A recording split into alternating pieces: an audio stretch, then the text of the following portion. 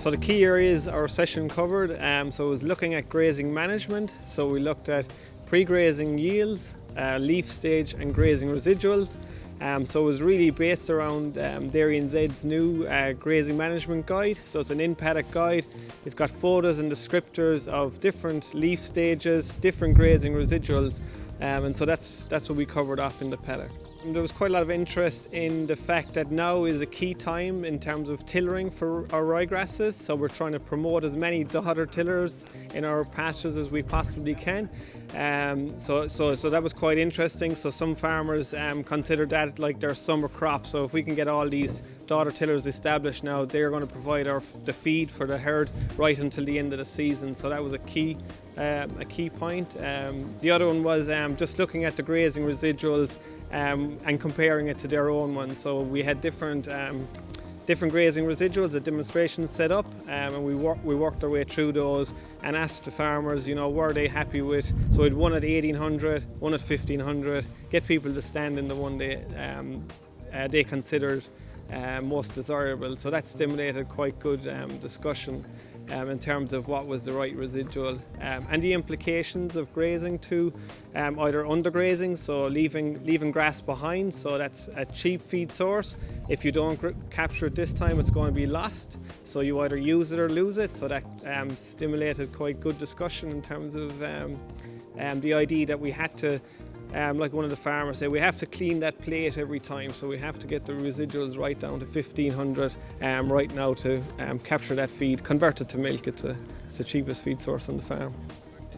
My session covered looking at where supplements fit into your system, taking into account all of the feeds that are in your system, so not just supplements on their own, but supplements and pasture. So we looked at some of the questions that you need to ask, some of the factors that you need to consider, and some of the information that you needed to collect together before you actually go out and buy your supplements. So to ask why before you buy.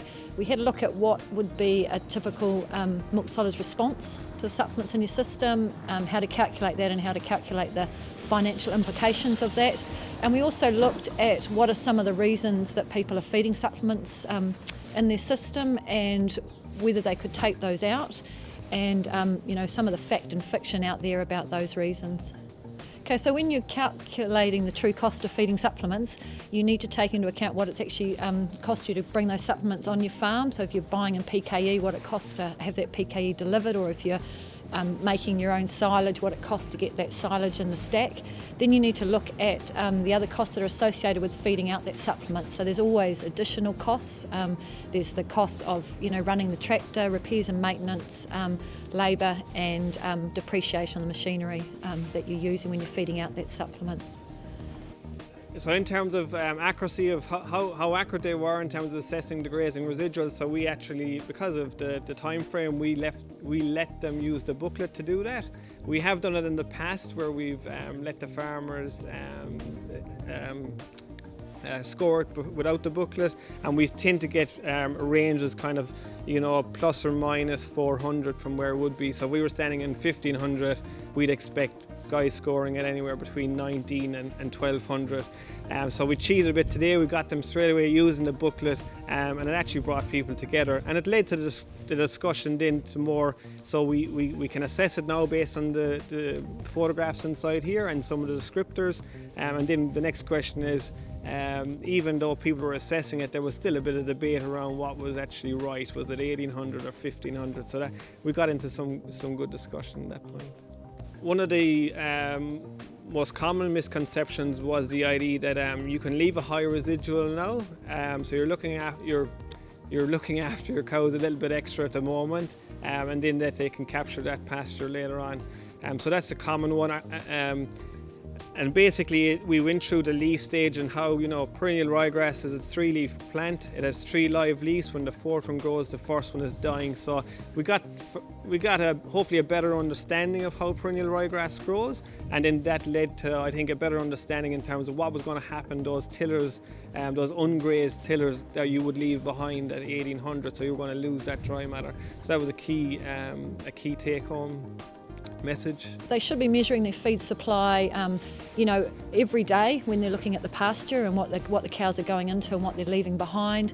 What we're advising today is that they do a weekly check as to where they're at as far as their grazing indicators go, and then how much supplement they're feeding and what's the response that they're getting to that supplement. Especially at this time of the year when it's a real changeable time with weather and growth rates, it's important to be monitoring that as frequently as possible. Using supplements for mating or for reproduction is quite a common question out there. It came out a lot today. A lot of people are very scared to take supplements out of their system right before mating. So all of the collective research out there, whether it's been done commercial on farms or in research studies, has sort of shown that if you've got enough grass, then grass is enough for mating. There's no difference in reproductive performance if cows are eating grass alone or cows that have been fed supplements in their diet. If you don't have enough grass, so if there's a large feed deficit out there, well, that can impact on mating, on reproduction. And if you need to bring supplements in to fill that gap or to plug that gap in feed, it doesn't matter the type of supplement that you can use. So it can be a starch-based supplement or a fibre-based supplement. It's basically bringing the cheapest form of energy that you can in that situation. Probably the biggest fear out there is pulling out a couple of kilos of supplements right before mating, and there's no detrimental effect of doing that if you've got enough grass for those cows to be eating. I think a lot of farmers need to realise that if it's good quality pasture that's out there, it's actually 12 megajoules of ME, so it's a high, real high energy feed. If they've got a couple of kilos of palm kernel there, they're actually taking out a lower form of energy. I think the best thing from the supplement workshop was the little graphs where you could work out your likely response rate to supplementation for the different feed types and different residuals. The feed supplement session today I really enjoyed because it showed that all systems have flexibility to them and there is room to be able to assess whether you're getting a full return on your products that you're feeding your cows, and whether you have the confidence sometimes to go, look, we've got to make a huge drastic decision here a little bit and go, look, we're going to cut this out because it's not making us any money, and we can actually get away with not having it because we have feed here on hand in other forms like pasture, utilising that pasture first. I really think that probably a lot of the industry misses out by not coming to these events, and that you're dealing with engaged people that have already been exposed to these messages, but there's big benefits sitting on the table for a lot of people that don't come, and you only need to look over the fences as you drive around to see examples of people that would benefit from coming and getting the fundamental messages that have been out there for a long time but are perhaps not as widely adopted as they could be. Make an informed decision about what you're doing, and looking at it and assessing it, and actually going out and looking at your own and assessing it, like looking at what you do and why you're doing it, and not just a feel-good factor like a safety blanket of we're going to feed out this amount of feed because it makes us feel good, or it'd be nice. This is the reasons why, and we can get away with not needing all that supplement. The other key areas of interest today for farmers about supplements was, I've got the supplement, I've contracted in, what can I do with it? And we discussed a lot about it mightn't be actually decreasing the amount of supplements in your whole system, but it's actually just feeding them at the right time, so getting the most money out of that supplement. Coming into spring when there's most places there's enough grass around, don't use the supplements now. Keep them and use them in autumn when you're going into more of a feed deficit and you're going to get a better response to that supplement.